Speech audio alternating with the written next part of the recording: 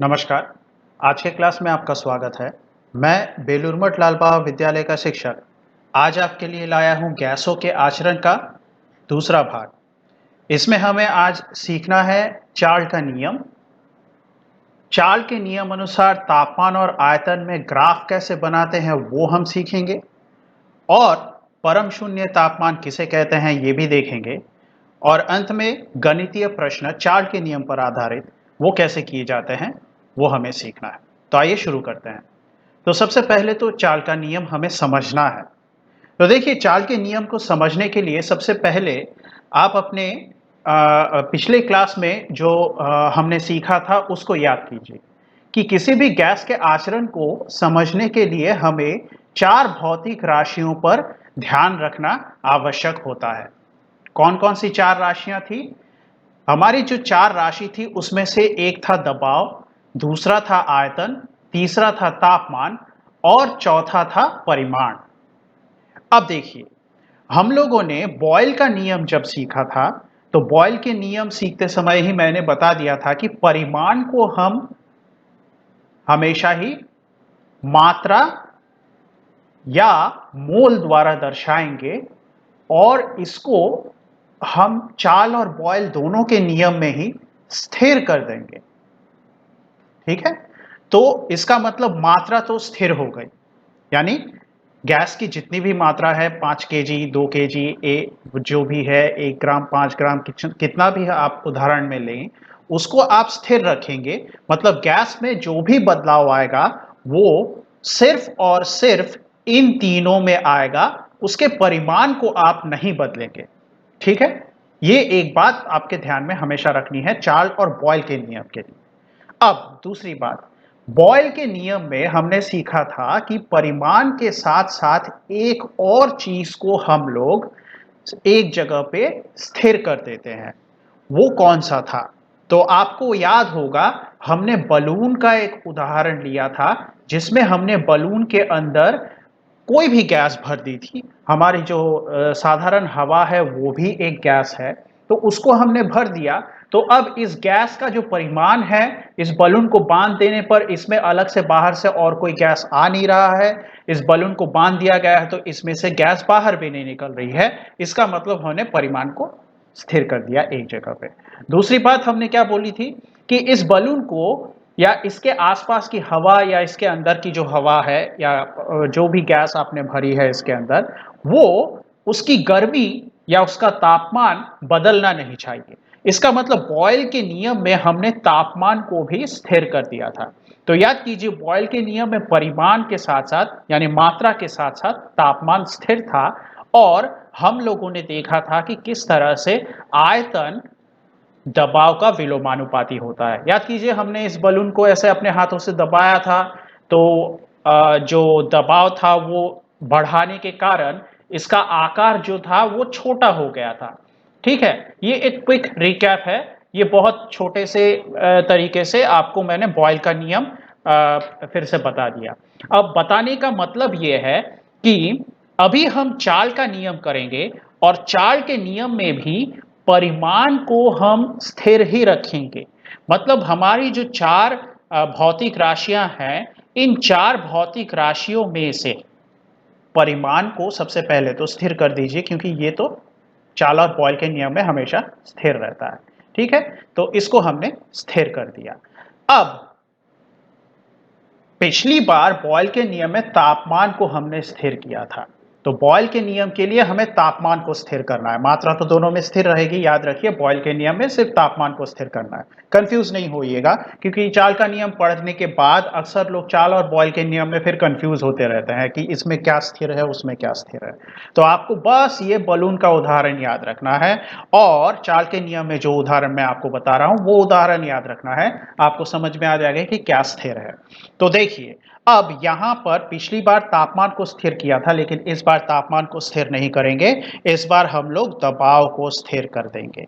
ठीक है, इस बार दबाव को स्थिर कर देंगे और देखेंगे कि दबाव और परिमाण इन दोनों के स्थिर अवस्था में कोई गैस के आयतन और तापमान में क्या संबंध होता है। तो हमें देखने को मिलेगा आयतन और तापमान ये दोनों एक दूसरे के समानुपाती होते हैं। यहाँ पे हमें विलोमानुपाती संबंध मिला था, एक बढ़ रहा था तो एक घट रहा था, और यहाँ पे समानुपाती संबंध है। इसका मतलब क्या हुआ? इसका मतलब ये हुआ कि एक अगर बढ़ाया जाएगा तो दूसरा भी बढ़ेगा। अब ये तो मैंने साधारण भाषा में चाल के नियम में क्या होता है आपको समझाया है। एक उदाहरण देखते हैं जिससे आपको बिल्कुल साफ हो जाएगा कि चाल का नियम किस तरह से काम कर रहा है। देखिए, आपने किसी भी पतीले में रखे हुए दूध को तो देखा होगा, ठीक है? इस पतीले में रखे दूध को हमने गैस के ऊपर बैठा दिया और इस गैस के ऊपर बैठाने के बाद दूध को गर्म करना शुरू करेंगे। तो सबसे पहले इस दूध के बारे में मैं आपको कुछ एक बात बता दूं। तो आपको लग रहा होगा कि चाल का नियम सीख रहे हैं जो कि हमारे गैसों के आचरण में आता है, लेकिन दूध तो एक तरल पदार्थ है, तो हम यहाँ पे गैस को किस तरह से समझेंगे? तो आप एक बात ध्यान रखिए कि दूध के अंदर यानी दूध में पानी मिला हुआ है, ठीक है? दूध में पानी मिला हुआ है और अब इस दूध को हम गर्म करेंगे तो इसके अंदर का जो पानी है वो वाष्प में बदलेगा, ठीक है? मतलब हमारा जो गैस है वो मिलेगा। अब इस वाष्प का क्या होगा वो हमें देखना है। तो सबसे पहले सोचिए, सबसे पहले ये पतीले में रखा हुआ दूध गैस के ऊपर रखा हुआ है, तो सबसे पहले मुझे बताइए इस दूध के ऊपर जो भी दबाव है वो किस चीज का दबाव है? इस दूध के ऊपर कोई एक दबाव है। अगर आपके दिमाग में आ रहा है वायुमंडलीय दबाव, तो बहुत ही बढ़िया आपका दिमाग काम कर रहा है। जी हाँ, हर चीज की तरह इस दूध के पतीले के ऊपर या इस दूध के सतह के ऊपर पूरी तरह से वायुमंडलीय दबाव काम कर रही है। हमारे ऊपर भी वायुमंडलीय दबाव जैसे काम करती है, हर वस्तु के ऊपर कर रही है, तो इस दूध के ऊपर भी कर रही है। तो इसका मतलब अब आप थोड़ा सा सोचिए, ये वायुमंडलीय दबाव जो है ये क्या अचानक से बदल जाएगा? नहीं है। अचानक से दबाव बदलना संभव नहीं होता है। अचानक से दबाव यहाँ पे बदलने के लिए हमारे भौगोलिक बहुत सारे क्रियाओं का होना ज़रूरी है। तो अगर एक किचन के अंदर दूध पतीले में रखा हुआ है तो उसके ऊपर जो वायुमंडलीय दबाव लग रहा है वो अचानक से नहीं बदल रहा है। इसका मतलब इस दूध में जो पानी मिला हुआ है और उससे जो वाष्प बनेगा उस पर दबाव क्या है? उस पर दबाव स्थिर है। मतलब चाल के नियम के लिए जो जरूरी है वो सबसे पहला हमें जो चीज है दबाव का स्थिर रहना, वो हमने यहां पे देख लिया।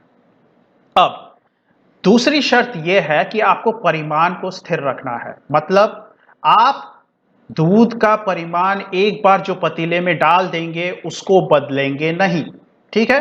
उसको बदलना नहीं है।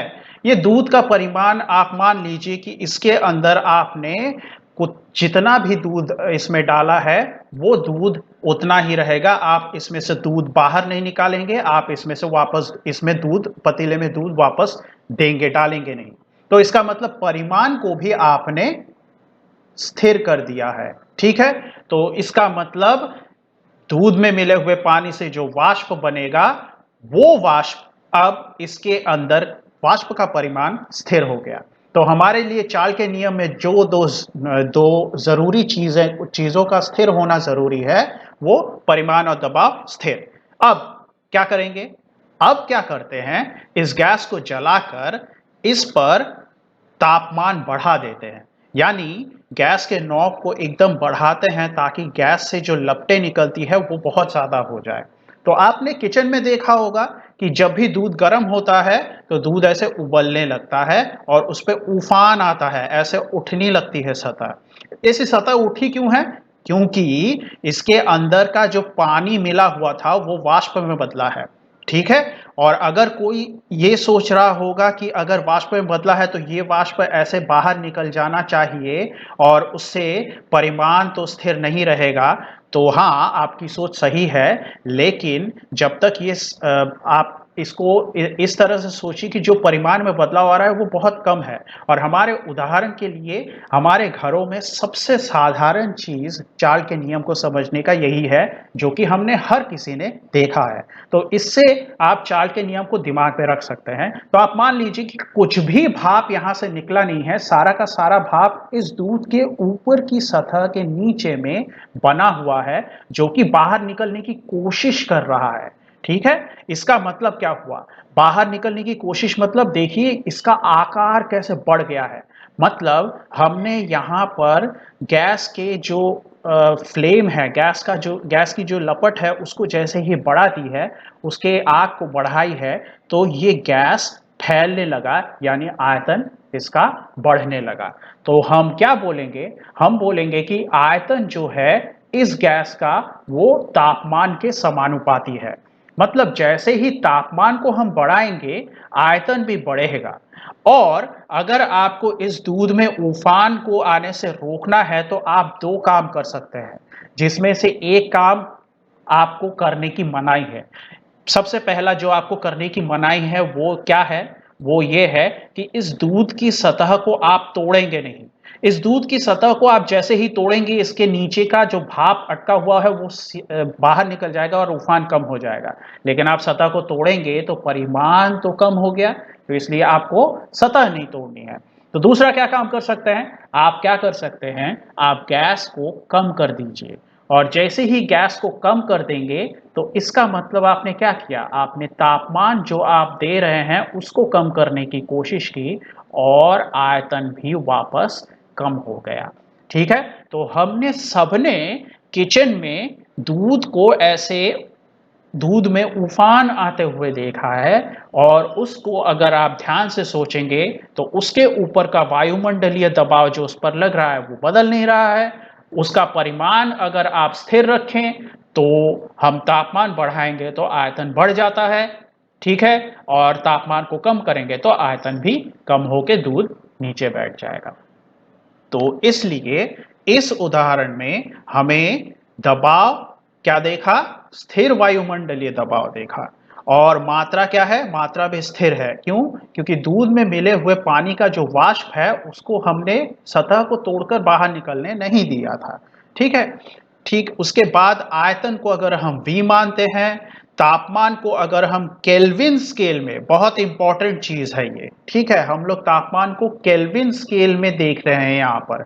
इसीलिए तापमान को जब भी याद रखिए, मैं पूरे इस हमारे क्लास में तापमान को जब भी मैं कैपिटल T द्वारा लिखूंगा, आपको समझ लेना है कि तापमान को हम केल्विन स्केल में दर्शा रहे हैं। ठीक है, तो तापमान को अगर केल्विन स्केल में T बताया जाए तो हम देखेंगे कि स्थिर दबाव पर निश्चित मात्रा वाले गैस में आयतन तापमान के समानुपाती होता है। और कुछ नहीं, यही है आपका चार्ल का नियम। ठीक है, तो मैं आपसे एक रिक्वेस्ट करूंगा कि चार्ल का नियम सीखने के बाद आप एक बार बॉयल के नियम को फिर से रिवाइज कर लीजिएगा, ताकि दोनों आपस में मिलकर कंफ्यूजन आपके दिमाग में ना आए। ठीक है, तो आप एक बार उसको रिवाइज करके फिर इसको पढ़िएगा तो पूरा का पूरा साफ हो जाएगा। नहीं तो बहुत लोगों को कंफ्यूजन होने लगती है दो नियम एक के बाद एक पढ़ने के बाद। ठीक है, वो कंफ्यूज हो जाते हैं कौन सा चार्ल का नियम है, कौन सा बॉयल का नियम है। और सबसे आसान तरीका मुझे क्या लगा है, जब मैंने पहली बार पढ़ा था, तो बॉयल का नियम बलून से याद रखिए। ठीक है, बलून बांध के गैस भर दिया, परिमाण स्थिर हो गया, और अचानक से हमारे घर में तापमान को हमने बढ़ाया नहीं है, घटाया नहीं है, तो आयतन और दबाव में संबंध हो गया। ठीक है, तो आपके दिमाग में ये बैठ गया। अब जैसे ही मैं इस बलून को दबाऊंगा, यानी इस पर दबाव बढ़ा रहा हूं, तो आयतन कम हो रहा है, तो हम बोलेंगे कि जो आयतन है दबाव के विलोमानुपाती होता है। और चार्ल का नियम बॉयल बलून है, तो चार्ल के नियम के लिए उदाहरण दूध है। और दूध पतीले में रखा हुआ है, उसके ऊपर का दबाव बढ़ नहीं रहा है, घट नहीं रहा है। क्यों? क्योंकि वायुमंडलीय दबाव है, तो अचानक से बढ़ेगा घटेगा नहीं, तो हो गया दबाव स्थिर। ठीक है, परिमाण को हम लोग दूध का बदल नहीं रहे, तो वो भी स्थिर हो गया। तो बचे क्या? बचे दो ही चीज, आयतन और तापमान, चार में से दो हमने स्थिर कर दिया, बाकी दो बचे, आयतन और तापमान। अब आप सोचिए अपने दिमाग में कि दूध के तापमान को अगर बढ़ाएंगे तो क्या होता है, वो बढ़ने लगता है आयतन में, और दूध के तापमान को अगर घटाएंगे तो क्या होता है, वो आयतन में घटने लगता है। तो इसका मतलब समानुपाती संबंध। तो इस तरह से आप याद रखिए, तो चार्ल और बॉयल के नियम दोनों ही याद रहने चाहिए। ठीक है, बाकी तो रिवीजन आप कैसे करते हैं उसके ऊपर भी डिपेंड करता है कि आपको कितना याद रहेगा। चलिए आगे बढ़ते हैं। अब हम लोग चार्ल के नियम की व्याख्या असल में कैसे होती है वो देखेंगे। ये तो मैंने आपको सिखाया है उदाहरण से, ताकि आपके दिमाग में जो कॉन्सेप्ट है, जो उसकी धारणा है, वो बैठे। अब चार्ल का नियम सबसे पहले हम लोग देखेंगे कि आपको लिखना कैसे है। देखिए, चार्ल के नियम को सीखने के लिए हमें दोनों स्केल की मदद लेनी पड़ेगी। एक तो होता है डिग्री सेल्सियस स्केल और दूसरा होता है केल्विन स्केल। ठीक है, और अगर आपको अच्छे से पता है तो केल्विन स्केल से डिग्री सेल्सियस स्केल से केल्विन स्केल तक जाने के लिए आपको 273 जोड़ना पड़ता है। मान लीजिए कि 5 डिग्री सेल्सियस है, तो आप केल्विन में उसको निकालना चाहेंगे तो उसके साथ 273 जोड़ के आपको जो केल्विन का तापमान मिलेगा वो है 278 केल्विन। तो आपके दिमाग में ये भी रहना चाहिए। ये अगर नहीं पता तो ये मैंने आपको छोटे से बता दिया। अब चार्ल का नियम सबसे पहले हमें सीखना होगा डिग्री सेल्सियस स्केल में। तो ध्यान से सुनिएगा, क्योंकि ये डिग्री सेल्सियस के स्केल में चार्ल का नियम थोड़ा सा ज्यादा जटिल लगता है लोगों को। देखिए, चार्ल के नियम में जरूरी बातें क्या है। चार्ल के नियम में जरूरी बात यह है कि हमें परिमाण को स्थिर रखना है। जैसा कि बॉयल के नियम में है, वैसा ही चार्ल के नियम में परिमाण को स्थिर रखना है। दूसरा, चार्ल के नियम में जरूरी यह है कि दबाव को स्थिर रखना है। तो ये हमने दबाव को भी ऐसे स्थिर बोल दिया। अब हम लोग डिग्री सेल्सियस स्केल में चार्ल के नियम की बात कर रहे हैं, तो थोड़ा सा सोचिए कि इस तरह से देखिए। मान लीजिए इस अवस्था में, मतलब स्थिर परिमाण और स्थिर दबाव में, किसी भी गैस का जो तापमान है, इसको ऐसे लिख देते हैं कि मान लीजिए तापमान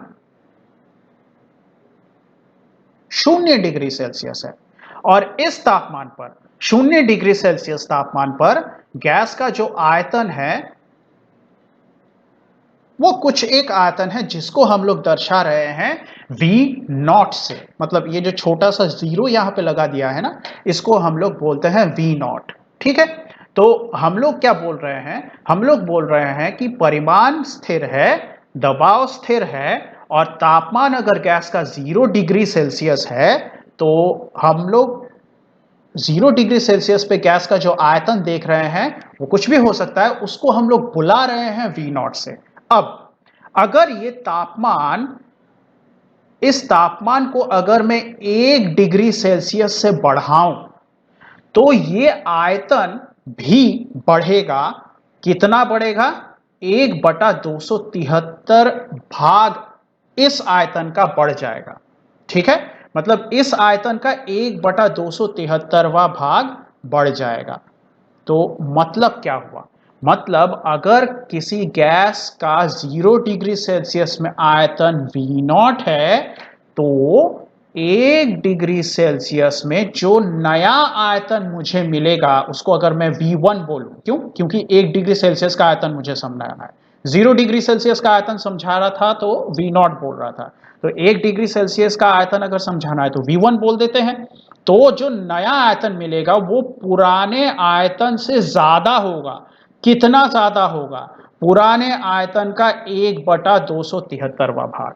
तो किसी भी चीज का कितना भाग होता है, मतलब किसी, मतलब मान लीजिए कि 5 का 1/2 भाग, ऐसा आपको लिखना है ना। हम लोग बचपन में ऐसे सीखते हैं, जैसे बोलते हैं, तो इसको कैसे लिखते हैं, 5 गुना 1/2। तो मतलब क्या हो गया, 5/2। तो इस आयतन का 1/273वां भाग लिखना है तो V0 गुना 1/273, है ना। तो V0 बटा 273 हो गया। तो ये हो गया हमारा नया आयतन। तो इससे हम चार्ल के नियम को डिग्री सेल्सियस में समझ रहे हैं। अब आपको लग रहा होगा कि इतना सब कुछ चाल के नियम में डिग्री सेल्सियस में हम लोग बोले कैसे। तो ध्यान से सुनिए कैसे बोल रहे हैं। जैसा मैंने यहां पे समझाया है ना आपको, ये जरूरी है, आप इसको याद रखिए। आप शब्दों को याद रखने की कोशिश करते हैं, इसलिए आप बार बार भूल जाते हैं। तो सबसे पहले आपको लिखना है कि स्थिर दबाव पर किसी निश्चित मात्रा की गैस का 0 डिग्री सेल्सियस में जितना तापमान होता है, अगर हम उस तापमान को 1 डिग्री सेल्सियस से बढ़ाएं तो गैस का आयतन 1/273वां भाग बढ़ जाता है। ठीक है, तो मतलब फिर से मैं आपको बता रहा हूं कि स्थिर दबाव पर निश्चित मात्रा वाले गैस का आयतन 1 डिग्री सेल्सियस बढ़ाने पर 0 डिग्री सेल्सियस के आयतन का 1/273वां भाग बढ़ जाता है। ठीक है, तो इस चीज को, इस घटना को जो मैंने आपको समझाया है, इसको याद रखिएगा। आपको शब्दों को सजाने में परेशानी नहीं होगी। तो सबसे पहले चाल का नियम डिग्री सेल्सियस स्केल में क्या है। तो स्थिर दबाव पर किसी निश्चित मात्रा वाले गैस का तापमान 1 डिग्री सेल्सियस बढ़ने या घटने पर, ठीक है। अब मैंने आपको सिर्फ बढ़ने का उदाहरण दिया था। अच्छा, एक काम करते हैं, इसको 2 बार में पढ़ते हैं। सिर्फ बढ़ने का ये करते हैं। यहाँ पे मैं इसको काट देता हूँ, इसको काट देता हूँ, और इसको काट देता हूँ। अब जो कटा हुआ भाग है उसको छोड़ के हम लोग पढ़ते हैं। तो स्थिर दबाव पर किसी निश्चित मात्रा वाले गैस का तापमान 1 डिग्री सेल्सियस बढ़ने से गैस का आयतन अपने 0 डिग्री वाले आयतन का, अपने 0 डिग्री सेल्सियस वाले आयतन का 1/273वां भाग बढ़ेगा। ठीक है, समझ में आ रही है बात। तो गैस का आयतन 0 डिग्री सेल्सियस पे कितना था, इतना, तो उसका 1/273वां भाग बढ़ गया। ठीक है, तो इस तरह से हुआ। अब आप थोड़ा सा सोचिए, इस गैस को गर्म कर रहे हैं तो बढ़ रहा है, तो अगर इस गैस को ठंडा करेंगे तो घटेगा। तो अगर मैं 1 डिग्री सेल्सियस अब फिर से यहां पे नजर डालते हैं। ये जो कटा हुआ भाग है, अब इसको निकाल देते हैं और कुछ इधर की चीजों को काट देते हैं। ठीक है, तो अब देखते हैं कि अब देखते हैं क्या होता है। देखिए, स्थिर दबाव पर निश्चित मात्रा वाले गैस का तापमान 1 डिग्री सेल्सियस घटने से, इस बार हम लोग घटा रहे हैं 1 डिग्री सेल्सियस, गैस का आयतन अपने 0 डिग्री सेल्सियस वाले आयतन का 1/273वां भाग घटेगा।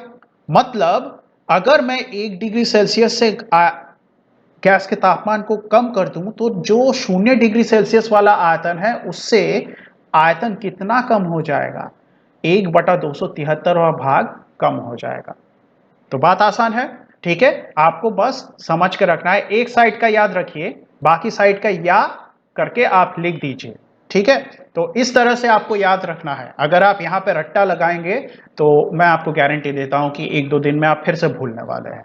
तो इस तरह से आप पढ़ेंगे तो नहीं याद होगा। मैं आपको जैसे समझा रहा हूँ कि आपको याद कहाँ रखना है, आपको याद रखना है वो घटनाएं जो हो रही है। क्या, परिमाण को आपने स्थिर कर दिया, तो आप बोलेंगे अपनी परिभाषा में, परिमाण स्थिर है तो मतलब निश्चित मात्रा वाली गैस को लिया है आपने दबाव को स्थिर कर दिया है, तो आपने परिभाषा में आपको स्थिर दबाव लिखना ही पड़ेगा। तभी जाके यहाँ पर ये पॉइंट और ये पॉइंट जो कि यहाँ पे लिखा हुआ है वो आपके परिभाषा में आ जाएगा। अब आप क्या बोलेंगे, आपको बोलना है कि 1 डिग्री सेल्सियस बढ़ाया है तो 0 डिग्री सेल्सियस का जो आयतन है उसका 1/273वां भाग बढ़ेगा। ठीक है, अगर 1 डिग्री सेल्सियस बढ़ाया था तो ये हुआ था। अगर 1 डिग्री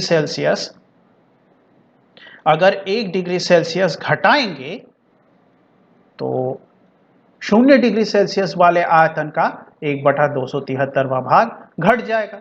बस आपको सिर्फ इतना सा अपने दिमाग में रखना है, बाकी आप ये सब अपने तरह से इन सारे पॉइंटों को अगर यहां पे रख दें तो आपका नंबर कोई नहीं काट सकता चार्ल के नियम में, जो कि डिग्री सेल्सियस स्केल में लिखा गया है। अब केल्विन स्केल में यह बहुत आसान हो जाता है। क्यों? क्योंकि केल्विन स्केल में आपको इतना इतना सब कुछ लिखने की जरूरत नहीं पड़ती है। केल्विन स्केल में आप सिर्फ ये बोलेंगे, जो कि हम लोगों ने पिछले स्लाइड में दूध के उदाहरण में ही देख लिया था, कि अगर परिमाण स्थिर है और दबाव स्थिर है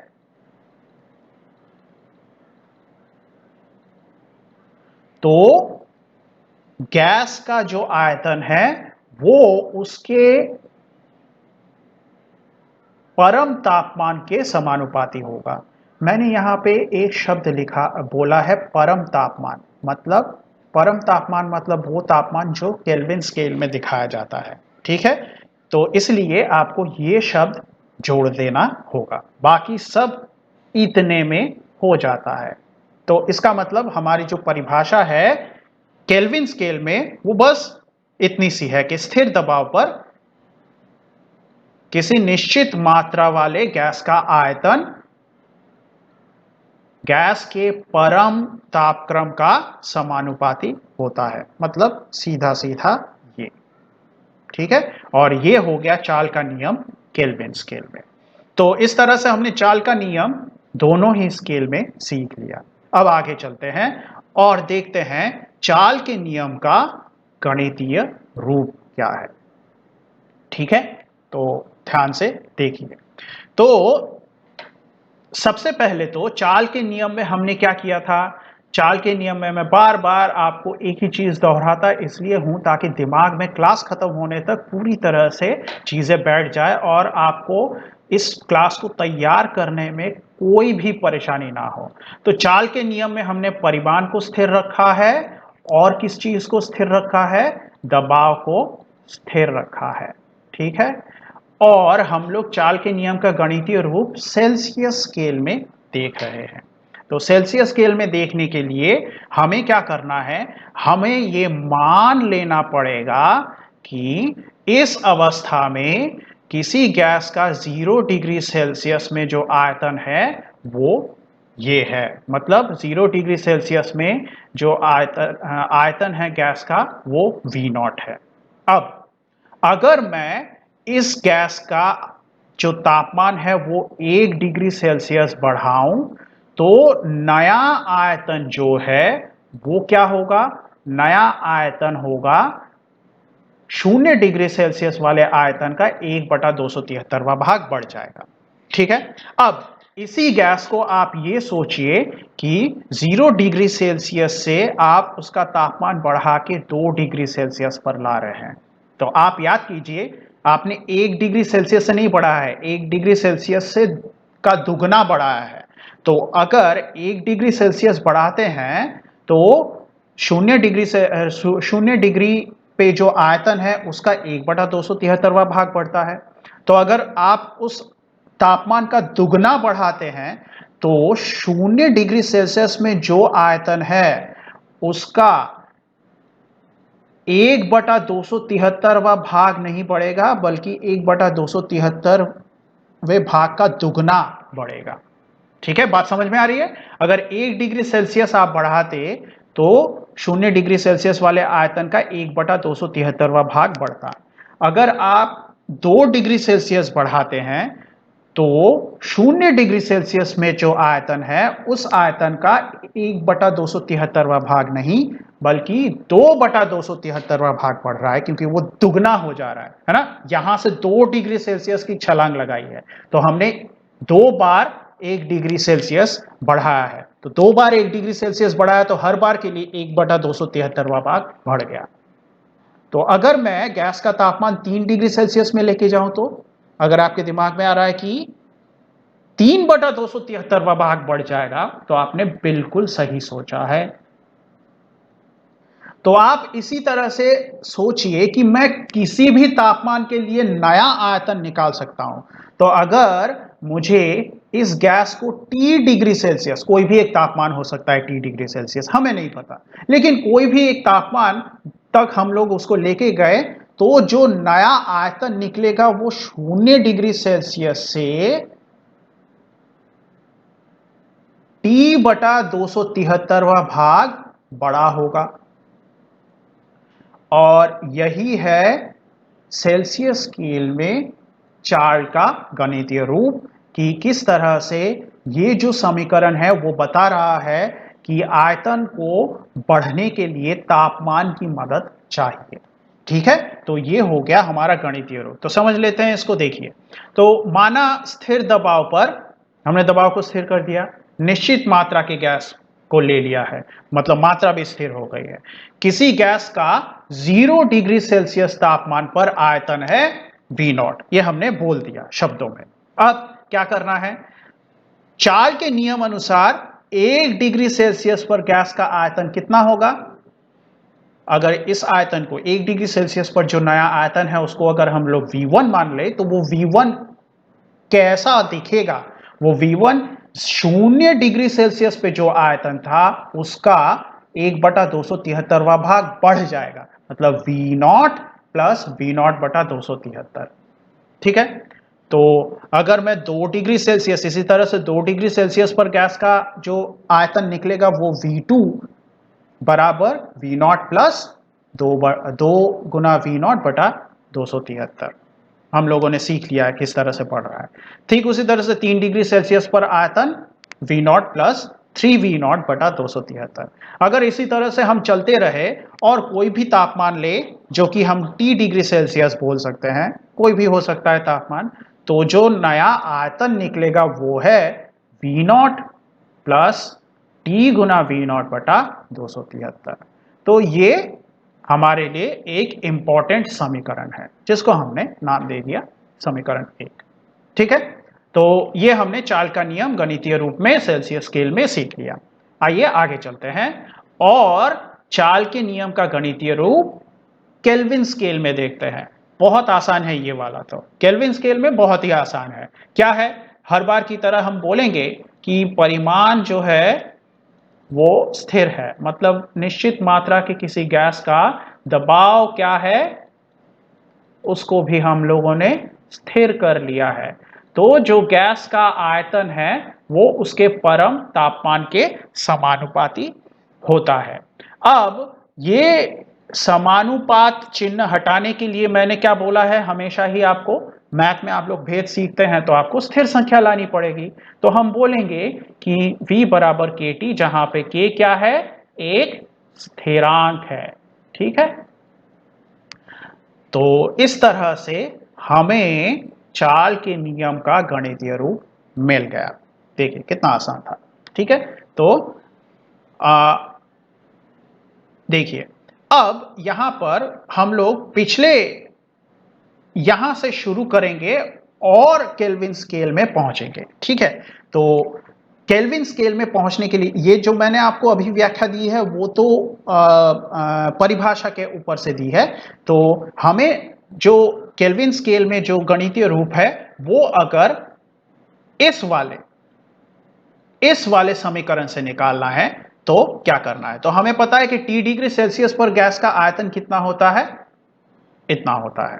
ठीक है, तो अब हम क्या करते हैं, हम एक काम करते हैं, हम इसी चीज को ब्रैकेट के अंदर थोड़ा सा इसको सरल करते हैं। तो ब्रैकेट के अंदर सरल करने पर हमें क्या मिलता है, ऐसा मिलेगा, है ना। आपने इसको लसा कर दिया तो नीचे 273 आ गया और ऊपर 1 गुना 273 प्लस ये T। अब याद कीजिए ये T क्या है, ये T डिग्री सेल्सियस यानी डिग्री सेल्सियस पे तापमान है। और अगर डिग्री सेल्सियस तापमान के साथ 273 को जोड़ देंगे तो आपको कौन सा तापमान मिलेगा, आपको डिग्री सेल्सियस वाले तापमान का ही केल्विन रूप मिलेगा। तो यानी 273 प्लस T आप कर देंगे तो आपको कैपिटल T मिलना चाहिए। तो क्या मैं अब, क्योंकि ये छोटा वाला T तो चला गया, इसका मतलब ये जो T डिग्री सेल्सियस पे जो नया आयतन आप लिख रहे थे वो अब केल्विन में व्यक्त होगा। तो केल्विन में जैसे ही व्यक्त होगा, अच्छा इसको बाद में लिखते हैं। तो नया जो आयतन यहां से आपको दिख रहा है सरल करके निकलता हुआ, वो कैसा दिख रहा है, ऐसा दिख रहा है ना, 273 प्लस टी डिग्री सेल्सियस मतलब टी केल्विन। अब ये जो आयतन आपको मिला, ये डिग्री सेल्सियस में इस तरह का दिखता था, केल्विन में इस तरह का। तो केल्विन तापमान जो है वो आपको अब बताना है, क्योंकि फॉर्मूला में हमने तो डिग्री सेल्सियस को बदल दिया है। तो इस तरह भी आप उसको दर्शाइए कि आपका जो आयतन है वो केल्विन वाले तापमान पे है। तो इधर आपका इस तरह से सरल हो गया। तो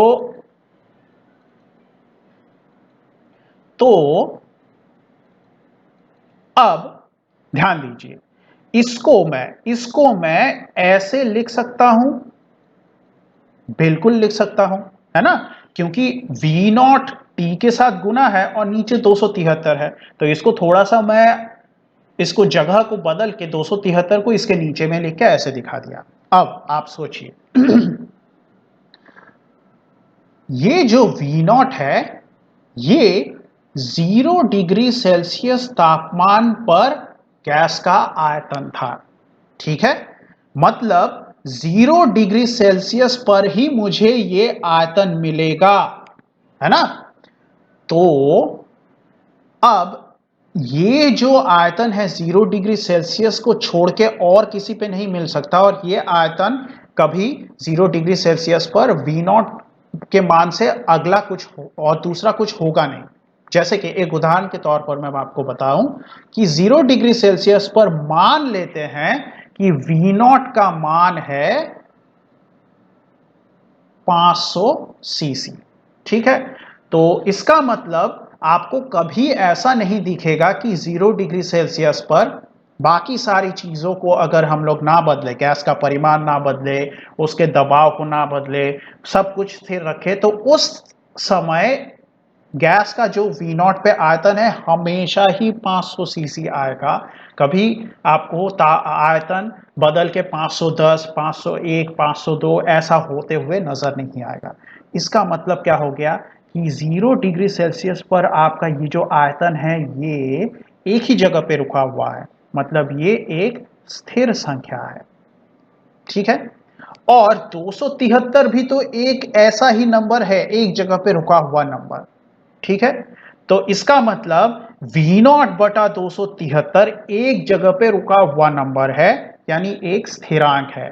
तो क्या मैं ये जो नंबर है ये V नॉट बटा 273 इसको मैं स्थिरांक के रूप में दिखा दूं? दिखा सकते हैं। तो क्या मैं इस स्थिरांक को हटाऊं तो मुझे ऐसा कुछ एक देखने को मिलेगा? बिल्कुल मिलेगा। और ये क्या है? यही तो चार्ल का नियम है कि जब दबाव स्थिर है तो निश्चित मात्रा वाले गैस का जो आयतन है वो तापमान के कौन से वाले, परम तापमान के समानुपाती होता है, ठीक है। तो इस तरह से हमने केल्विन स्केल में भी चार्ल की गणितीय रूप को निकाल के देख लिया। तो देखिए क्या हो रहा है यहाँ पे, वी टी बराबर वी नॉट और ब्रैकेट के अंदर आप लसा करके इसको जोड़िए। तो 273 प्लस टी जुड़ गया और 273 प्लस टी जुड़ गया, तो इसका मतलब हमें ये जो कैपिटल टी मिला ये परम तापमान आ गया, मतलब केल्विन स्केल में तापमान आ गया, ठीक है। अब हम क्या करेंगे, जैसा कि मैंने आपको बताया था ये 273 इसके नीचे में आप लिख दीजिए, और ये पूरी की पूरी संख्या एक स्थिर संख्या है, तो हम लोग इसको k बना देते हैं, जहां पे k एक स्थिरांक है। और अगर हम लोग इसको देखें तो यही हमारे चार्ल के नियम का गणितीय रूप है। तो इस k को हटाएंगे, तो k को हटाएंगे तो ये जो Vt है ये समानुपात होगा T के। तो हमें क्या समझ में आया, अतः स्थिर दबाव पर निश्चित मात्रा वाले गैस का आयतन परम तापक्रम के समानुपाती होता है। ये वाला हमेशा केल्विन स्केल में लिखते समय आप जरूर डालिएगा, वरना आपको नंबर नहीं मिलेगा, ठीक है। तो चार्ल के नियम का गणितीय रूप केल्विन स्केल में क्या होता है देख लिया। आइए आगे बढ़ते हैं और चार्ल के नियम का निष्कर्ष निकालते हैं। तो देखिए फिर से वही बात, चार्ल के नियम में परिमाण क्या है, स्थिर है। दबाव क्या है, स्थिर है। सारी बातें यहीं से शुरू होती है। और इस हालत में गैस का आयतन तापमान के समानुपाती होता है। तो हम लोग अगर इसको समीकरण में बदलना चाहे तो हमें एक स्थिर संख्या लानी पड़ेगी, और अगर हम लोग इस स्थिर संख्या का मान निकालना चाहे तो हमको बोलना पड़ेगा v बटा टी बराबर एक स्थिरांक होता है।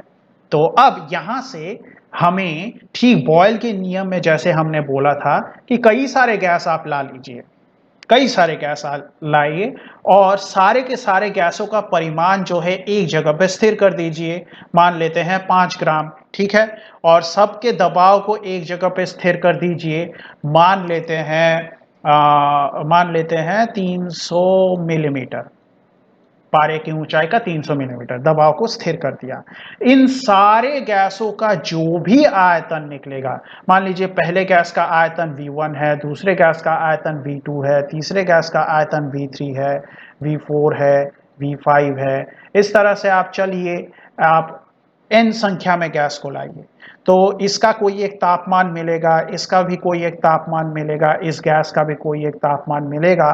तो इस तरह से तापमान आपको सारे के सारे गैसों के मिलेंगे। और आप अगर इन सब को देखेंगे तो V1 बटा T1 करेंगे तो कोई एक नंबर मिलेगा, ठीक। फिर लेकिन वो नंबर V2 बटा T2 करेंगे तो उससे फिर मिल जाएगा। तो इसी तरह से सारे के सारे गैसों का जो आयतन है उसके तापमान के साथ भाग देंगे तो आपको यही संख्या मिलने वाली है। और यही है हमारे चार्ल के नियम का निष्कर्ष, ठीक है।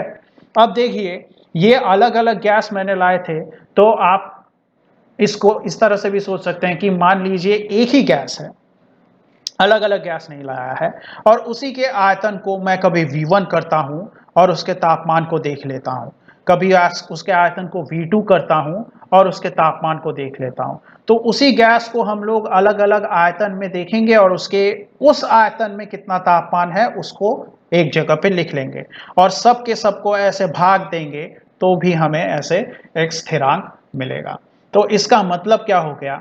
इसका मतलब चार्ल के नियम का निष्कर्ष क्या है कि परिमाण स्थिर रखेंगे, दबाव स्थिर रखेंगे, तो आयतन और तापमान का जो इसका जो क्या बोलते हैं, इसका जो रेशियो होगा, ठीक है, वो हमेशा स्थिर होगा, ठीक है। तो ये देखिए, तो स्थिर दबाव पर निश्चित मात्रा वाली गैस का जो आयतन है गैस के परम तापक्रम T के समानुपाती होता है, ठीक है।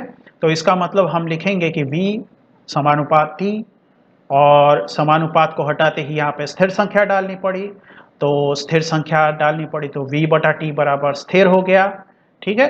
तो इसका मतलब यहाँ पे ये जोड़ दीजिएगा, ठीक है। हमेशा याद रखिए जब भी आप स्थिरांक कोई लाएंगे तो साइड में लिख देंगे, जरूरी है। ये मुझसे छूट गया, ये आप अपने नोट्स में डाल लीजिए, ठीक है।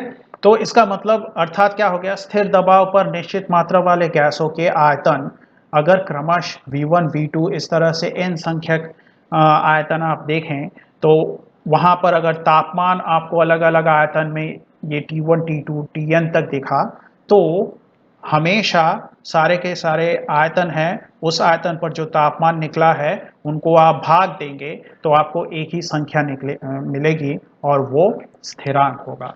तो ये हो गया चार्ल के नियम का निष्कर्ष, ठीक है।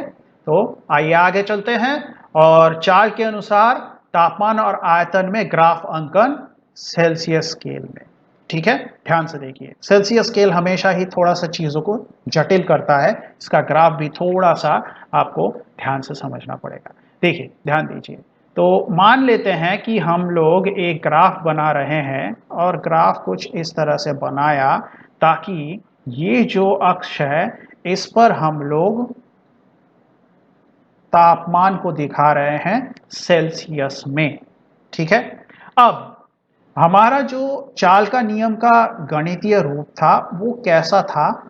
कुछ ऐसा था ना कि T डिग्री सेल्सियस मतलब कोई भी तापमान पर जो नया आयतन निकलेगा वो 0 डिग्री सेल्सियस के आयतन का T बटा 273वां भाग बड़ा होगा, अब इस t का जो मान है वही यहां पे है, और ध्यान दीजिए ये इस ग्राफ का मूल बिंदु है, ठीक है। और ये जो t अक्ष है इसको मैंने माइनस की तरफ भी बढ़ा के रखा है, लेकिन इस अक्ष पे जहां पे मैं इस vt को रखूंगा, क्यों? क्योंकि ये vt वर्सेस t ग्राफ है, ठीक है। एक अक्ष पर, y अक्ष पर मैं आयतन को रखूंगा और x अक्ष पर तापमान को रखूंगा। अब इस आयतन वाले अक्ष को मैं माइनस की तरफ नहीं लेके आया हूं क्योंकि जरूरत नहीं है हमें, लेकिन इस तापमान वाले अक्ष को मैं माइनस की तरफ लेके आया हूं क्योंकि जरूरत है। क्या जरूरत है समझ में आएगा अभी। अब इस समीकरण को ध्यान से देखिए, इस समीकरण को, इस समीकरण में आप इस t के मान को शून्य बैठाएंगे तो vt बराबर क्या निकलेगा? यहां पर ये t शून्य जैसे ही हो गया, ये पूरा का पूरा शून्य हो जाएगा और vt बराबर v0 निकलेगा।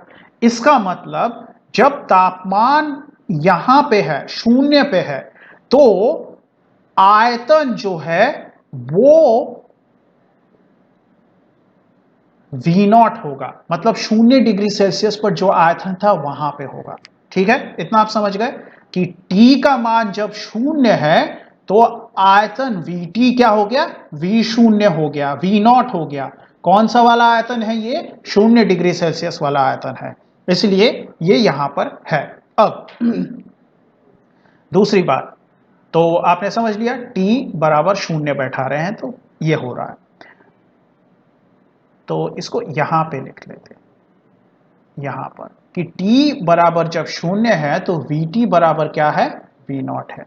अब फिर से यहां पर आइए, यहां पर आप अब क्या करेंगे? t बराबर -273 डिग्री सेल्सियस बैठाइए, ठीक है। तो इस t की जगह पे -273 डिग्री सेल्सियस जैसे ही बैठाएंगे तो आपको क्या मिलेगा? आपको कुछ इस तरह की घटना घटते हुए नजर आएगी।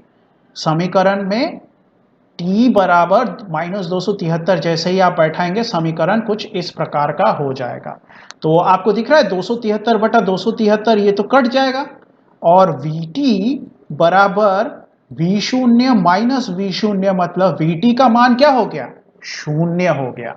लेकिन ये vt का मान 0 कब हुआ? जब t -273 डिग्री सेल्सियस पर था, तब Vt का मान 0 हुआ है। तो इसका मतलब ये 0 डिग्री सेल्सियस पर रहने पर आयतन 0 नहीं होगा। 0 डिग्री सेल्सियस पर रहने पर आयतन तो V0 है, तो 0 डिग्री सेल्सियस से पीछे जाना पड़ेगा ताकि हमारा जो आयतन है वो 0 हो जाए। कितना पीछे? -273 डिग्री सेल्सियस पीछे।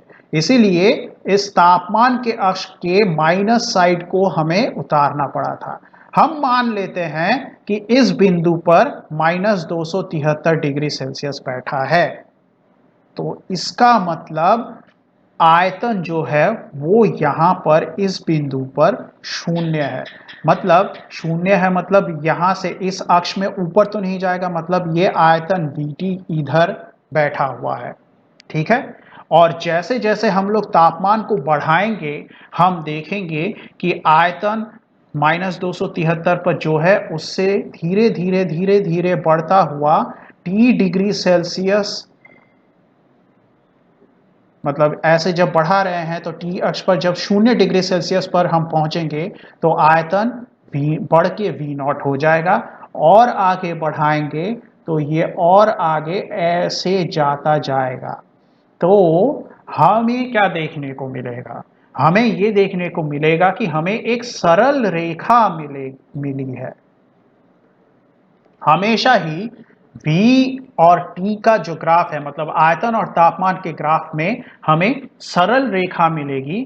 क्यों? क्योंकि ये एक सरल रेखीय समीकरण है, ठीक है। तो आप इतना टेंशन लेके ये समीकरण सरल रेखीय क्यों है इस पर ध्यान मत दीजिए। आपको याद रखना है बस कि V और T का ग्राफ आप बनाएंगे तो हमेशा ही सरल रेखा निकलती है। ये आपसे कभी कभी एग्जाम में पूछा जाता है कि V वर्सेस T ग्राफ में जो वक्र मिलता है वो किस प्रकार की होती है, उसका आकार क्या होता है आपको बताना है। वो सरल रेखीय वक्र होता है। तो इसका मतलब आपको ये इस तरह से मिलेगा। तो है ना कि तापमान जितना बढ़ाएंगे, देखिए आयतन उतना बढ़ता जा रहा है, तापमान जितना घटाएंगे आयतन भी धीरे धीरे, इस अक्ष पे नजर डालिए, धीरे धीरे इस तरह से कम होता जा रहा है। और कम होते होते शून्य कब हो गया, कम होते होते शून्य मतलब आयतन का यहाँ पे बैठ जाना, इस लाइन पे बैठ जाना कब हुआ, -273 डिग्री सेल्सियस पर।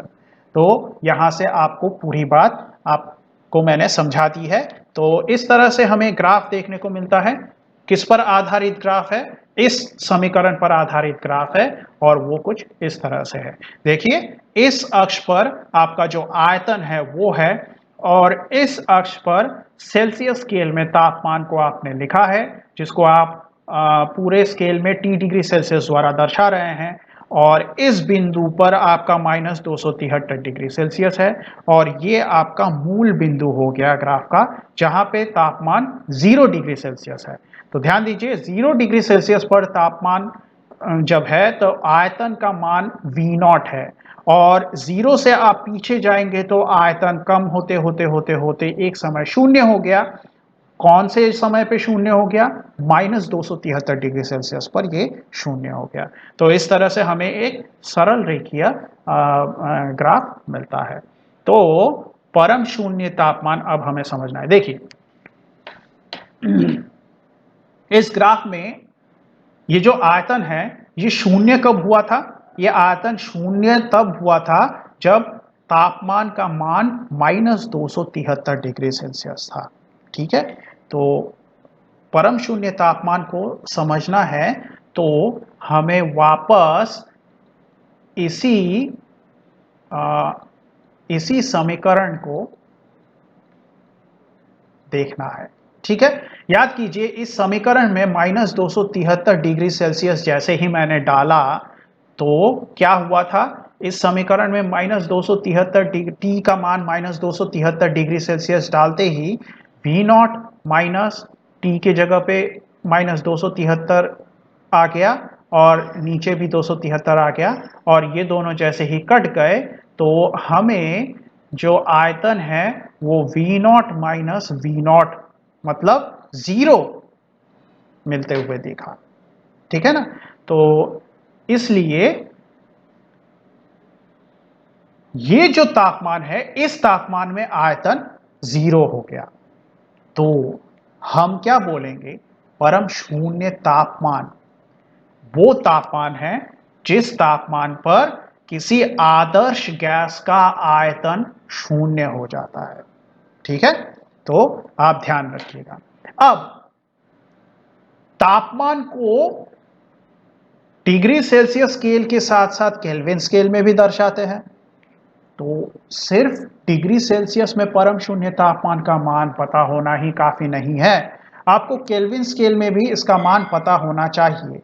तो केल्विन स्केल में इसका मान क्या होगा, जो डिग्री सेल्सियस स्केल में है उसके साथ 273 जोड़ना पड़ेगा और आपको मिलेगा 0 केल्विन। बात समझ में आई। तो इसका मतलब परम शून्य तापमान यानी जिस तापमान पर किसी आदर्श गैस का, मैं आदर्श गैस की बात कर रहा हूं, ये आदर्श गैस क्या है थोड़ी देर में मैं आपको बताऊंगा, लेकिन आप ये शब्द दिमाग में रखिए, ये जरूरी है। सिर्फ कोई भी गैस आप लिख देंगे तो गलत हो जाएगा। आपको परम शून्य तापमान को बताना है तो आप बताएंगे कि जिस तापमान पर किसी आदर्श गैस का आयतन शून्य हो जाता है उस तापमान को परम शून्य तापमान बोलते हैं। और डिग्री सेल्सियस में इसका मान -273 डिग्री सेल्सियस है, केल्विन स्केल में इसका मान 0 केल्विन है। परम शून्य तापमान देख लेते हैं। स्थिर दबाव पर निश्चित मात्रा वाले गैस का 0 डिग्री सेल्सियस पर आयतन V0 अगर है तो T डिग्री सेल्सियस पर आयतन V0 प्लस T गुना V0 बटा 273 होना चाहिए। हमने क्या किया था, इस समीकरण में T के जगह पे -273 बैठा दिया था। तो T बराबर अगर -273 है तो इसको बैठाएंगे तो हमें समीकरण कुछ इस तरह का दिखेगा। और हमें उसमें से Vt का मान कितना निकलेगा, 0 निकलेगा। ठीक है, तो इसका मतलब वह तापमान जिस पर आदर्श गैस का आयतन शून्य होता है उसे परम शून्य तापमान कहते हैं। ठीक है, तो सिर्फ डिग्री सेल्सियस पर मान पता होना ही काफी नहीं, आपको केल्विन स्केल में भी परम शून्य तापमान का मान पता होना चाहिए कि वो 0 केल्विन है। अब आदर्श गैस कौन लोग हैं? वे सारे गैस जो चार्ल और बॉयल के नियम के साथ साथ और भी कई सारे गैसों के नियम हैं उनका पालन करते हैं। हम लोग वो नियम आगे पढ़ेंगे। मैं सिर्फ चार्ल और बॉयल के नियम की बात कर रहा हूं, क्यों? क्योंकि ये दोनों हम लोगों ने सीख लिया है। तो आदर्श गैस कौन है? वे गैस जो चार्ल, बॉयल, ठीक है, के नियमों का पालन करते हैं, वे आदर्श गैस है। लेकिन बात यहां पे थोड़ी सी गड़बड़ ये हो जाती है कि हमें कभी भी आयतन किसी भी गैस का शून्य होते हुए नजर नहीं आता।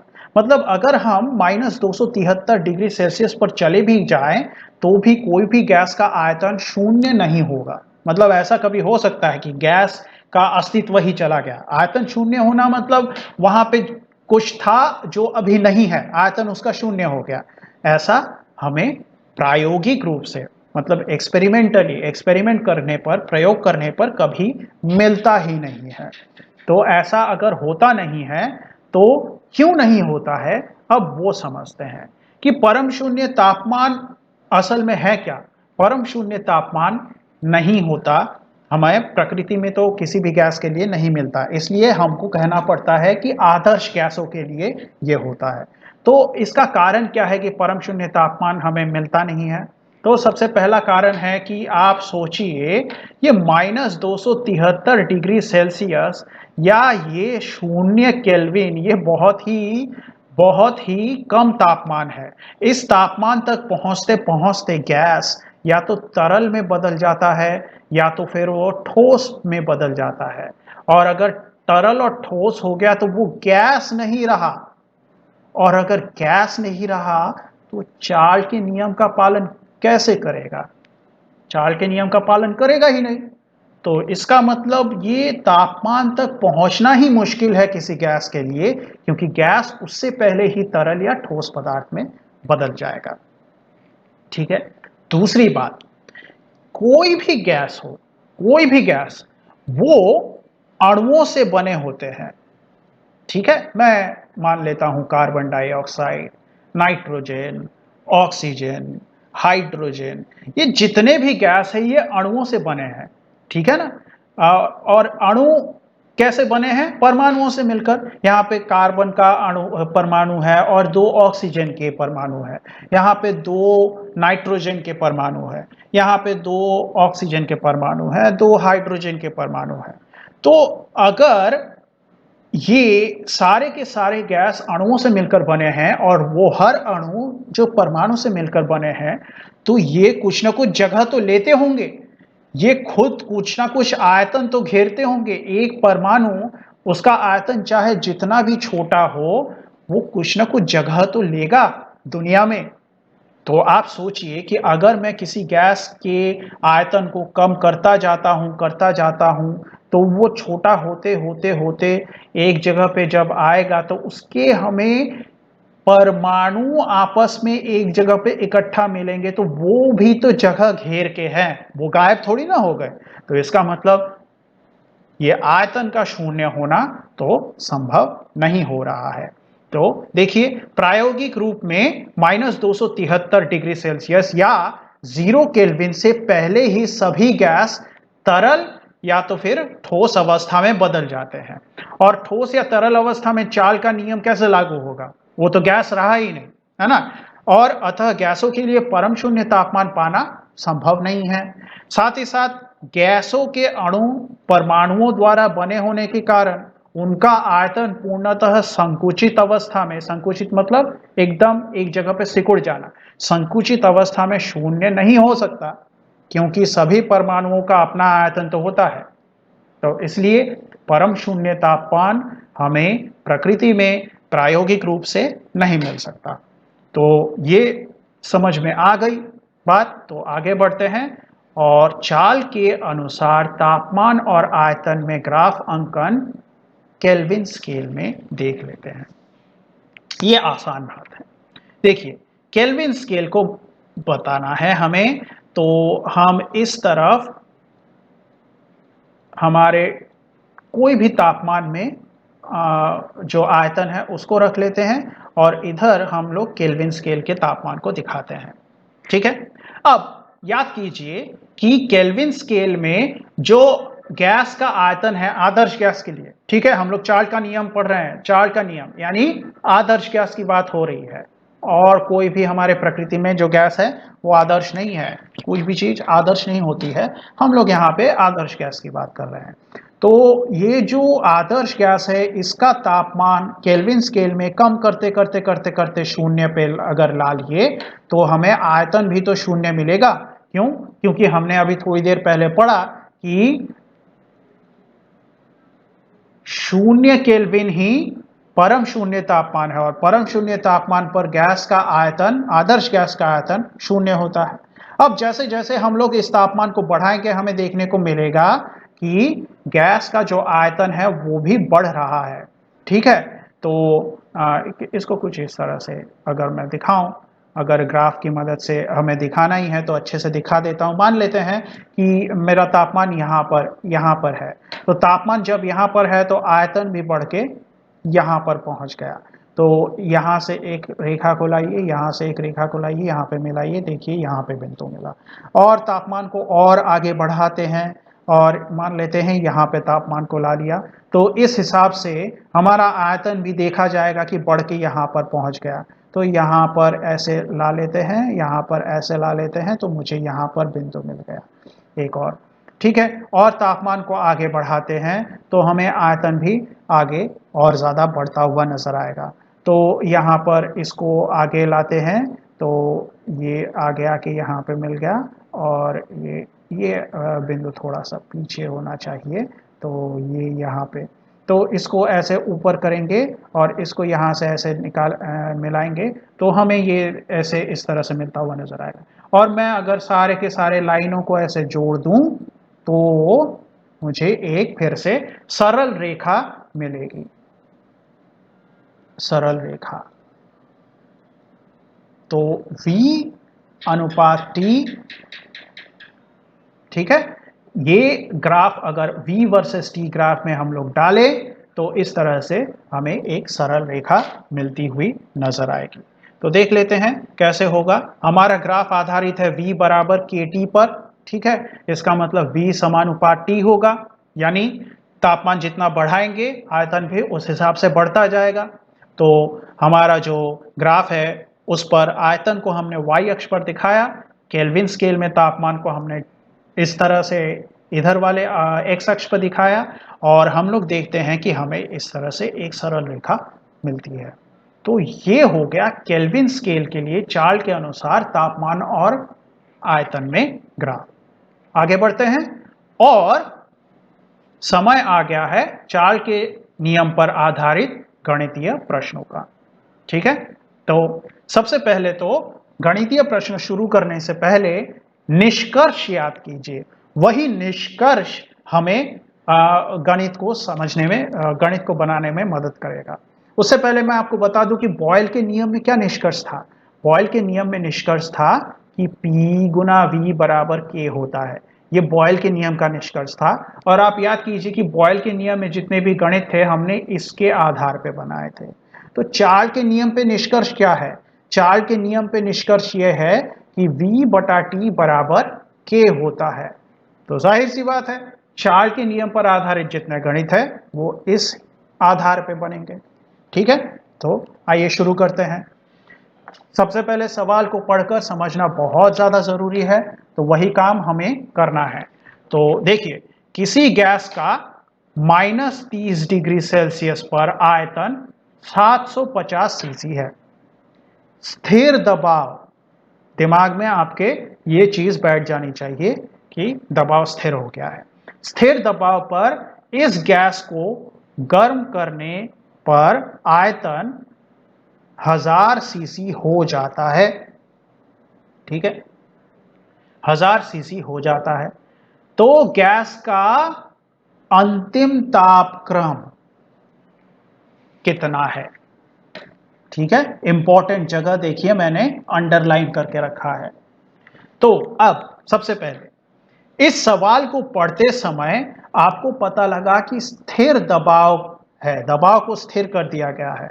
और अगर ऐसे हालत में आपको नहीं भी बताया गया है कि मात्रा गैस की स्थिर है, तो भी आप मान लेंगे कि मात्रा स्थिर है। तो आपको यहाँ पे निश्चित मात्रा वाली गैस हमेशा लिखी रहे जरूरी नहीं है, कभी कभी नहीं भी लिखी रह सकती है। आप उसको हमेशा दिमाग में रखेंगे, मात्रा तो यहाँ पे स्थिर है। तो हम लोग क्या करते हैं, मात्रा को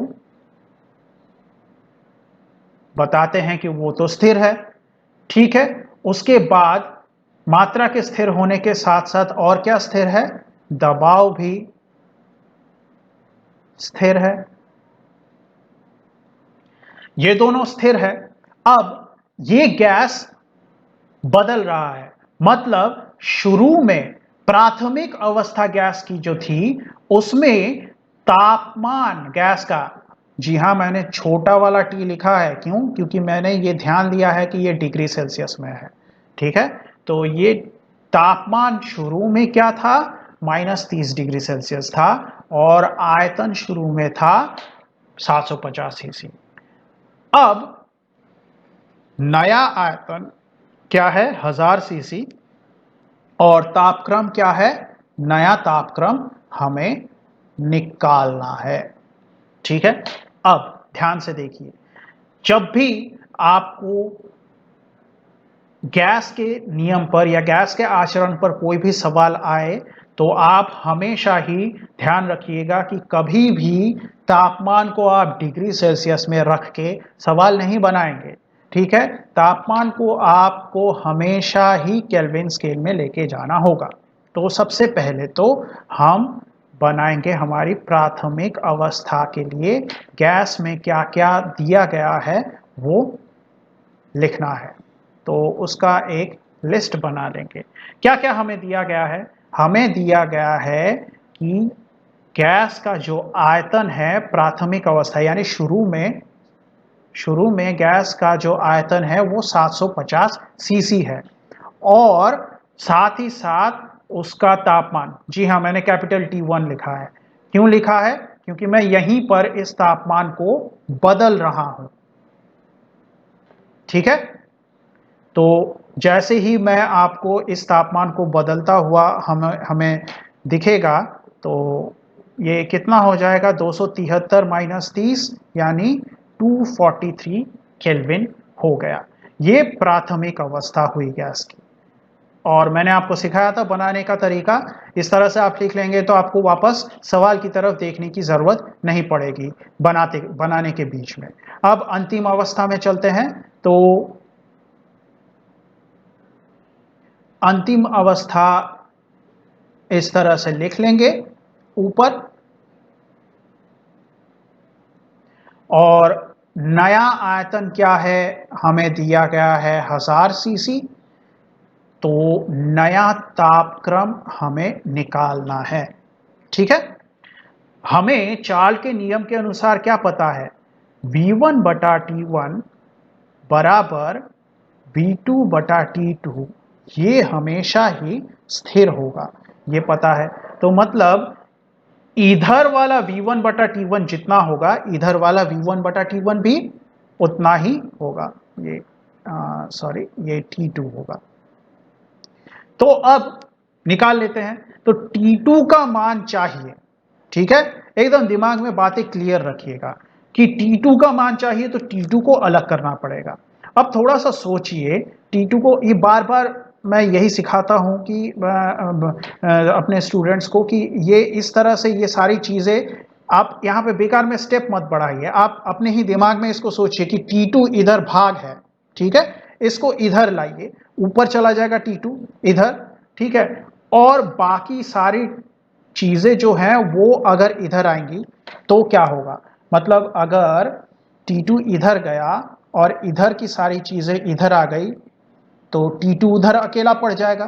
तो हमें T2 का मान ही चाहिए और T2 के मान को निकालने के लिए उसको अलग करना पड़ेगा बाकी सारे तामझाम से।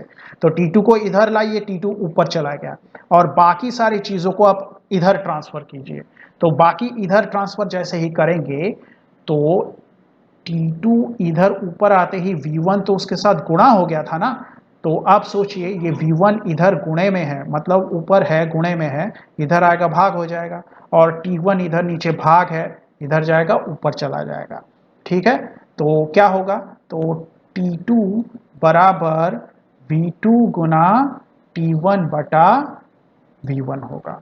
ठीक है, जिनको समझ में नहीं आया है उनको मैं बता दूं, यहाँ पे नीचे लिखकर इसको क्रॉस मल्टीप्लाई करके फिर किया गया है, मतलब इधर से इधर, इधर T2 भाग है तो इधर लेके गए तो V1 गुना T2।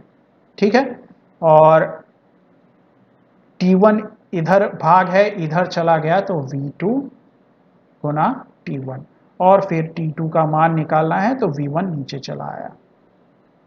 ठीक है, मैं हमेशा ये बोलता हूँ कि ये जो दो स्टेप है ये आप दिमाग में ही कर सकते हैं, और जितना आप इसको प्रैक्टिस करेंगे घर में उतना आपको कॉन्फिडेंस बढ़ेगा और आप एग्जाम में इसको आराम से कर पाएंगे।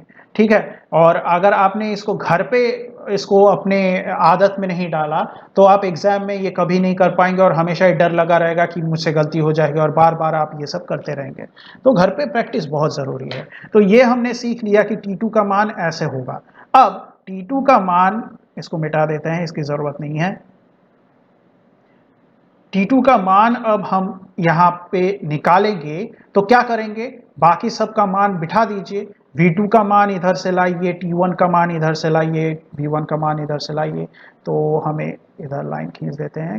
तो T2 बराबर V2 कितना है 1000 सीसी, बिल्कुल जैसे पिछले बार में बॉयल के नियम पे हमने इकाइयों को बैठाया था वैसे ही यहाँ पे इकाइयों को बैठा रहे हैं। ठीक है, आसानी होती है।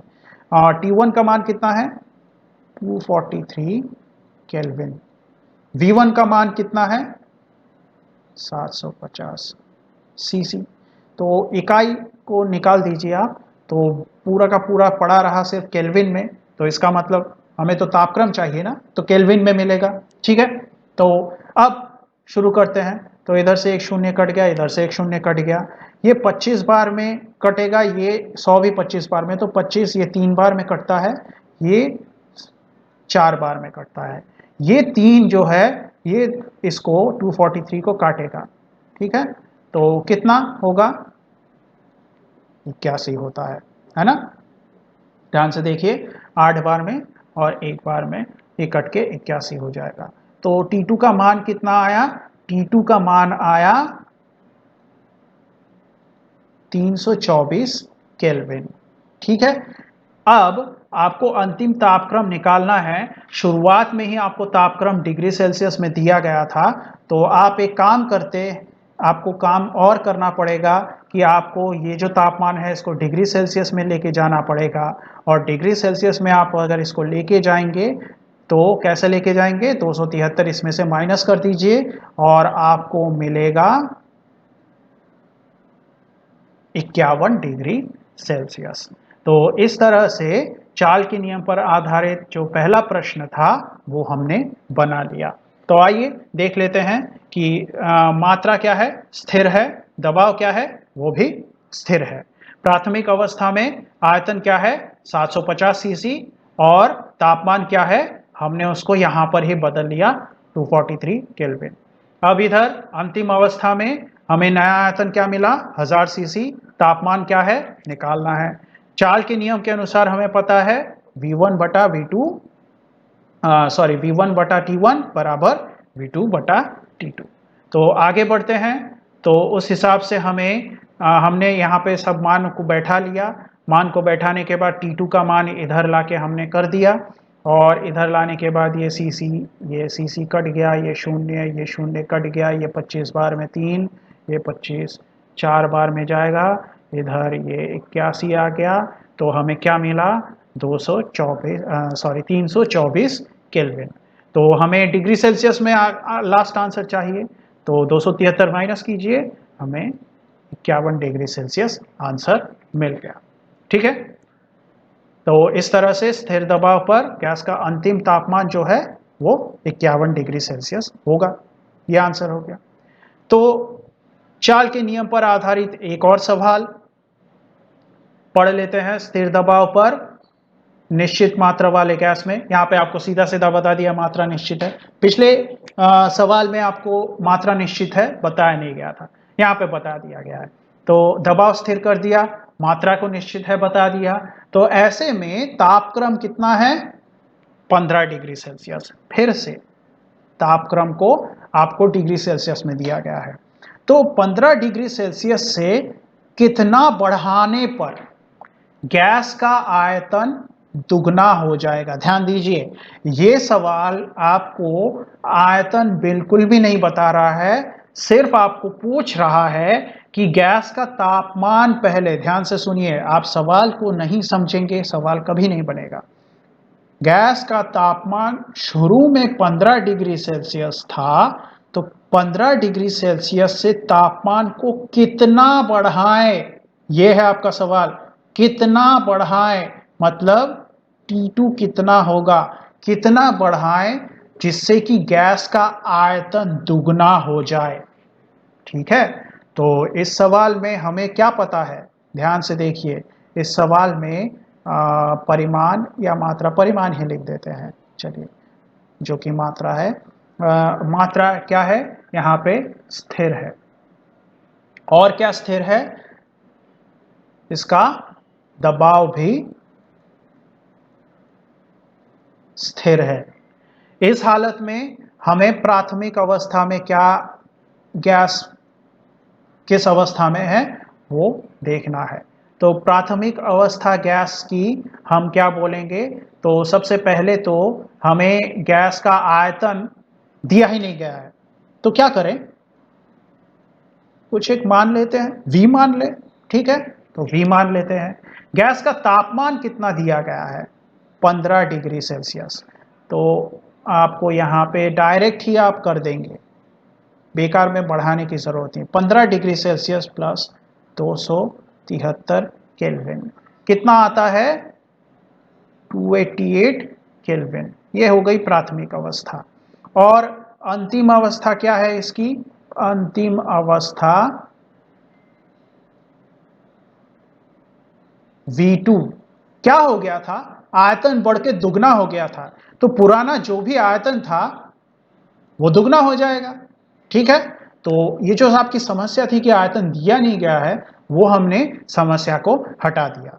तो यहाँ पे अब आपको क्या करना है, आपको यहाँ पे T1 नहीं लिखा था मैंने, तो यहाँ पे T2 का मान निकालना है।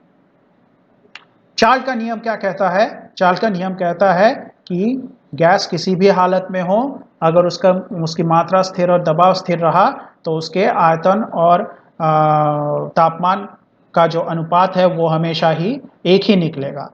ठीक है, तो हमें ये मिल गया। हमें T2 का मान निकालना है, तो फिर से वही बात, T2 को आप लोग अलग कर लेंगे।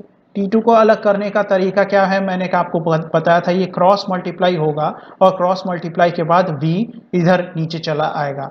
तो T2 इधर लिखिए, क्रॉस मल्टीप्लाई होता है तो V2 के साथ T1 गुना रहेगा, और V1 इसके नीचे में आके बैठ जाएगा, क्योंकि V1 तो इधर था, तो इधर आएगा तो नीचे आ जाएगा।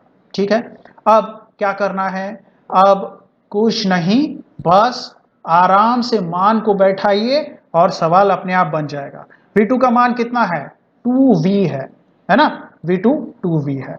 T1 का मान कितना है 288 केल्विन। ठीक है, और नीचे V1 का मान कितना है V है। अब देखिए ये V और ये V कट गया, तो T2 मतलब कितना हो गया 2 गुना 288, तो ये 56 576 केल्विन। ठीक है, तो इस तरह से हमें ये 576 केल्विन मिला। अब हम क्या करेंगे,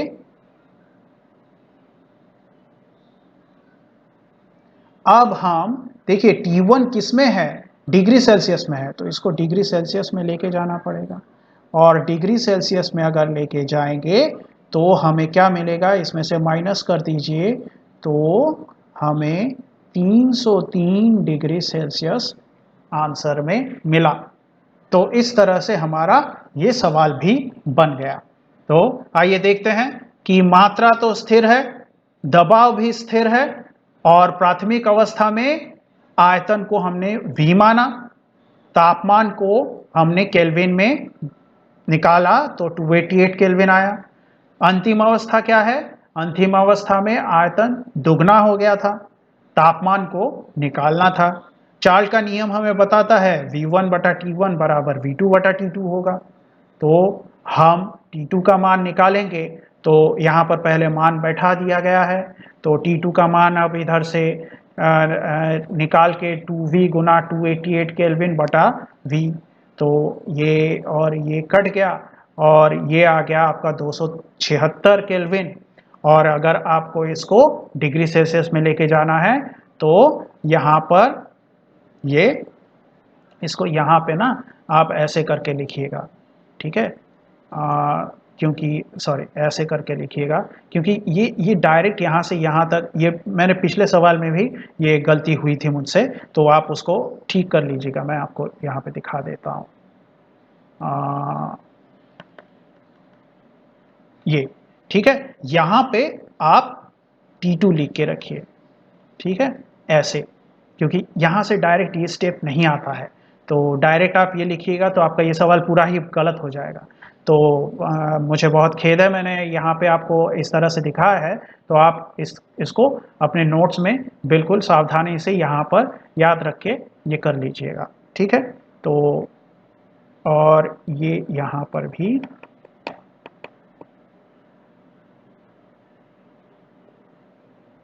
हाँ, तो इसको आप ऐसे दिखाइएगा, ठीक है। तो T2 बराबर 576 केल्विन माइनस 273, मतलब आपका हो गया 303 डिग्री सेल्सियस। तो इसका मतलब स्थिर दबाव पर गैस का जो अंतिम तापमान होगा वो 303 डिग्री सेल्सियस होगा। तो इस तरह से हमारा भाग तो समाप्त होता है। अगर आपको क्लास पसंद आ रहे हैं तो लाइक शेयर सब्सक्राइब ज़रूर कीजिए और नोटिफिकेशन के लिए बेल आइकन को ज़रूर दबाइए। अगले क्लास तक पढ़ते रहिएगा। धन्यवाद।